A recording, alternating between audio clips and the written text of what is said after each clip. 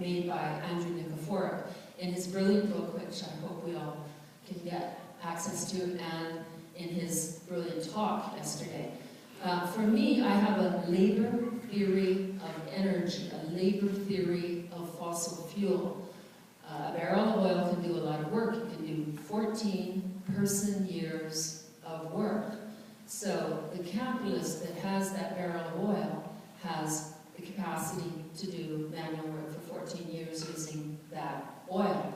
And that's oil extracted from the ground that's not part of a different kind of carbon, a different kind of emissions that's part of the natural cycle.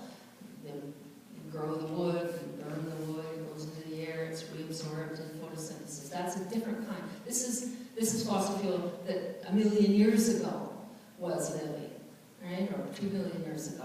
So the extraction of oil from the ground and the capturing of these oil slaves that we have in fossil fuel, in barrels of oil, is what is causing the ecocide, and what the initiatives to keep the fossil fuels in the ground that are women-led are focusing on to stop, to free the oil slaves.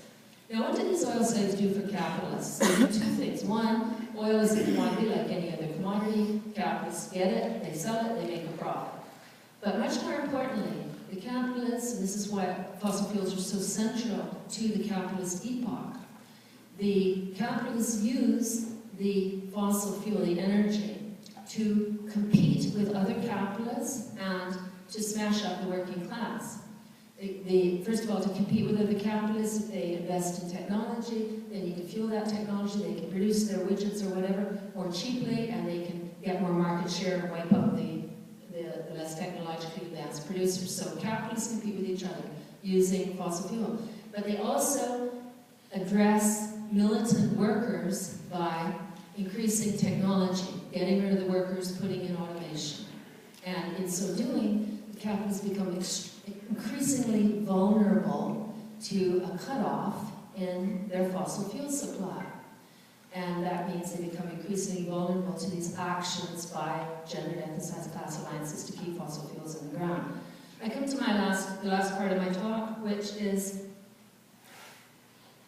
a review of the last decade, and I'm only going to give two instances of the development of what I would call a prefiguration or a kind of indication on the horizon of an actual transition from this fossil fuel for-profit capitalist epoch to a commoner's solar epoch. Many of you will know that in 2002, in a place called Escravos, Nigeria, Escravos is Portuguese for slave, worked for 400 years, human energy in the form of captive Africans was exported to produce the commodities that were part of the triangular trade that the Industrial Revolution was built on.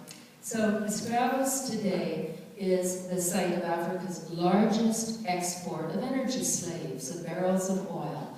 And Chevron, Texaco Chevron, owns a very massive oil export terminal in Escravos, Nigeria. So in 2002, 800 women took over and shut down that terminal, occupied that terminal for 11 days, and they shut down the oil industry right throughout the onshore production area in Nigeria. Well over 1.5 million barrels of oil was shut in, and there were a lot of kind of copycat shutdowns and flow stations and whatnot throughout the region. And in doing this, they used the curse of nakedness. And some of you will notice that I labeled my talk the curse of nakedness against the curse of oil. And what the women of Nigeria do, and especially in this region, is that they expose their private parts, as they put it, to any company or man that they see taking action that threatens life itself. And what they're saying there is, we render you impotent. You cannot make a profit. You're going to go bankrupt. We want you out of here. You cannot. We're socially ostracizing all people involved with this, all contractors involved with this company. And they did that. And there was a huge ripple around the world where in hundreds and hundreds of instances, people went naked, especially women, but men joined them, to spell out no war for oil, because Bush was just about to invade Iraq at that time. And what the women did was they stopped Chevron's access to Chevron's commodity, oil, right? They kept the slaves, the oil slaves, in the ground.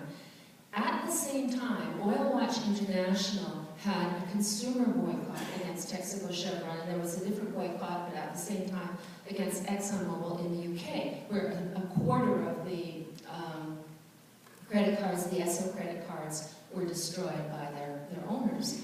Very successful boycott. So what do we see here is a kind of premonition or foreshadowing or prefiguration of the kind of transition from the dominance of large corporations in the world political economy to a kind of radical communal democracy.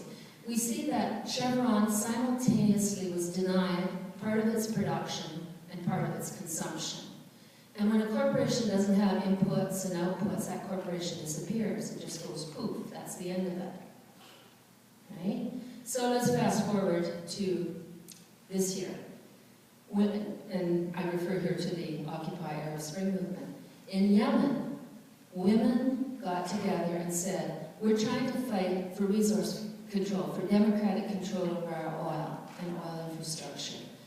And we're getting close to controlling it. And is there anybody out there who has what we need, which is food? Has anybody else got charge of food production and is willing to exchange with us directly and get rid of the Cargills and the Monsantos and the public, the state and the private oil majors, so that we can dispose of them and have a common, mutually beneficial relationship?